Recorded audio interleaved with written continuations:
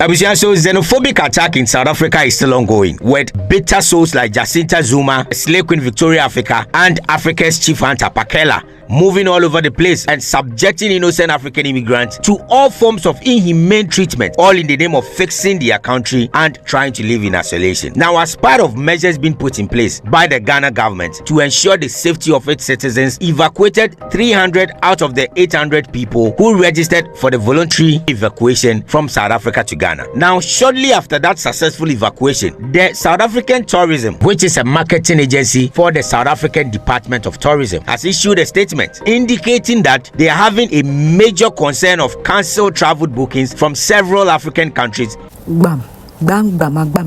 Hey guys, this is coming after Ghana evacuated 300 of its citizens out of South Africa. Now there is a major break news that I'm going to be sharing with you all. This is currently happening in South Africa.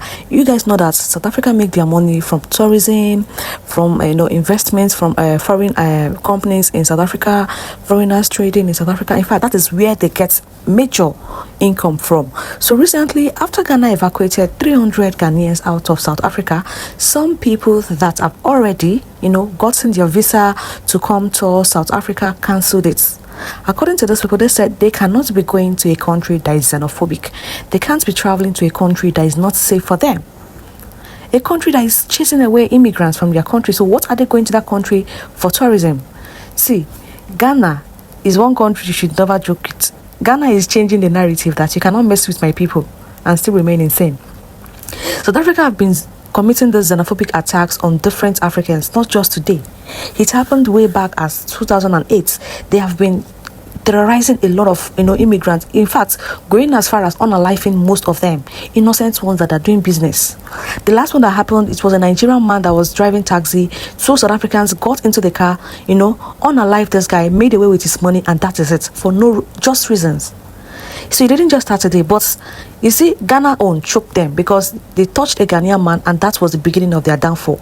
That was the beginning of their downfall. You cannot touch a country that is blessed. But let's take a look at some of the videos that will be right back. Don't forget to like the video, share, and subscribe. So xenophobic attack in South Africa is still ongoing, with bitter souls like Jacinta Zuma, Slave Queen Victoria Africa, and Africa's chief hunter Pakela moving all over the place and subjecting innocent African immigrants to all forms of inhumane treatment, all in the name of fixing their country and trying to live in isolation. Now, as part of measures being put in place by the Ghana government to ensure the safety of its citizens, evacuated 300 out of the 800 people who registered for the voluntary evacuation from South Africa to Ghana. Now, shortly after that successful evacuation, the South African Tourism, which is a marketing agency for the South African Department of Tourism, has issued a statement indicating that they are having a major concern of cancelled travel bookings from several African countries due to the ongoing xenophobic attacks, which is being committed by a minority and do not represent the views of the overwhelming majority of South Africa. So they want to condemn the act and entreat African countries that they should continue visiting South Africa for tourism. It is quite laughable, and I can confidently tell these South Africans that this is just a tip of the iceberg. Because you know why? When you have bitter people like Jacinta Zuma, who is all over the place, all in the name of fixing her country, just because according to her, at age 14, her mother was unknowingly married to a Nigerian man through a romance scam, and due to that, she hates Nigerians and other African immigrants, and everything she's doing is as a result of that particular incident. Maybe I am bitter, who knows, because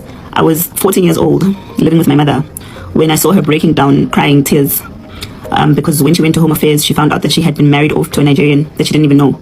So all of us had a problem with our identity, because our mother basically was using a different surname, and from the surname, someone that she didn't know. And they were telling her that the only way to get out of this is to get a divorce, and to get a divorce would mean that this person takes half of everything that she has and she owns.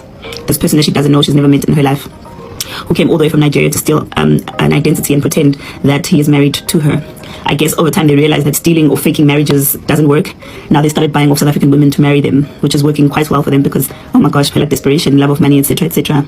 So maybe I could be still bitter about that, who knows? Maybe it's a childhood trauma, who knows? When you have people like that and the chief hunter Pakel doing all these things, trying to vent their personal anger on innocent people, moving around, subjecting innocent African migrants to all forms of inhumane treatment, and to the point of even beating some to death, and yet the president, his appointees, all the state security agencies look unconcerned and are quiet as if nothing is happening in their country just because they want to win elections and cannot say anything to it, then this is nothing. Because you see, Africa is now tired of these barbaric annual rituals of these South Africans who think that they are humans than all other African countries and act as if there is no South Africans living in other African countries, so they can just move around, being guarded by state police, and you will see a policeman standing unconcerned while another human being is being beaten to death as if these police officers have no eyes. Listen, the African people are not timid, and their silence is not as a result of they being afraid of you South Africans or people like Jacinta. Africans are not scared of you. But you see, when you see a sane person acting like a mad person, you sometimes give them the benefit of the doubt and know that they are sane and not mad. But then when they continue to behave in that manner, then you need to speak in the same language that they will understand better. Because just as Julius Malema said, 300 Ghanaians have been successfully evacuated or repatriated from South Africa, thinking that they've left 300 jobs behind. Now, with this simple mathematics, are these workplaces or offices now occupied by these South Africans? No. So to these Africans who are cancelling their travel bookings to South Africa, please do it more. Cancel them. Because one thing you need to have in mind is that South Africa is not safe for any African migrants. Your life can be taken away at any moment, whether documented or undocumented. They do not care about those things. Their motive and mentality is to beat Africans and kill them out of envy and jealousy. So continue cancelling all the travel bookings. Let's ensure that they can live in isolation. Now there are a lot of shops that are closed in South Africa, and people are complaining because these shops are being run by African immigrants. And now that all those African immigrants are going back to their country, all those shops are being closed. These so-called minority are just ungrateful. And when they tell you they are minority, don't believe them, because these people are just doing the bidding of their government. When you have policemen guarding people to beat other African migrants, then you should know that the government is aware and the government is involved. So don't be deceived. The president is aware. They are part of it. They are actually enjoying whatever is going on. So don't be deceived. But very soon, South Africans will now know the consequences of these actions. It's only a matter of time. So continue with your barbaric act, all in the name of activism. But just know that Africa is watching, and it is only a matter of time. What do you... Foolish man, your people stay in cages and call it sheds. They are lazy. They drink like mad people. They rape your women and are lazy to work. People come to your country to build your economy, and you think you can set your human dogs on the street to go after hard-working Africans who are living legitimately in your lazy country. Who the fuck do you people think you are? And who do you think you can deceive here? Shameless people. Foolish people who think that they can always be licking the butt of the white man but see their other Africans as enemies. You are stupid. Go back to your foolish parliament and address the white people there. And stop inciting your ignorant black South Africans from going after our brothers and sisters in your country. How many of you work? I have lived in South Africa before. I have stayed in South Africa for almost 2 years. You are the most laziest people on this planet. You live like dogs.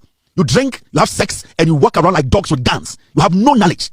If you people don't want anybody to live with you people, we understand. But do not come and act on TV and pretend as if you care. You don't fucking care. I know after this video, my account will be taken down and a lot of people go and follow me. But no problem. I just saw this useless video from this South African man. Watch this video. When I come back, I get a lot of things talk. I've seen an AI, but no be AI. The Minister of Foreign Affairs, Honorable Samuel Oblekuakwa.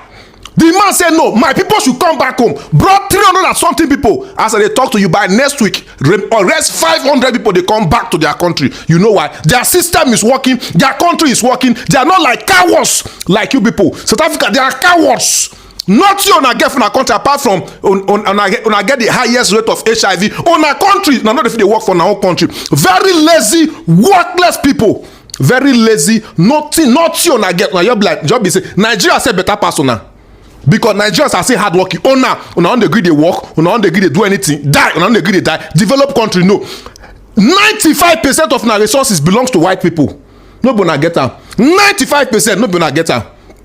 When they beat people, where you did, then you say they should do diplomatic. No. May they wait, may you honor life all their citizens first before they will carry their citizens. You visit they be like, our government will be like, say, Tinubu never call. They don't beg Tinubu come. No. Really people, no. Tinubu send money, no. Send flight, no. Even send boss, no. They sleep. Tinubu, oh God.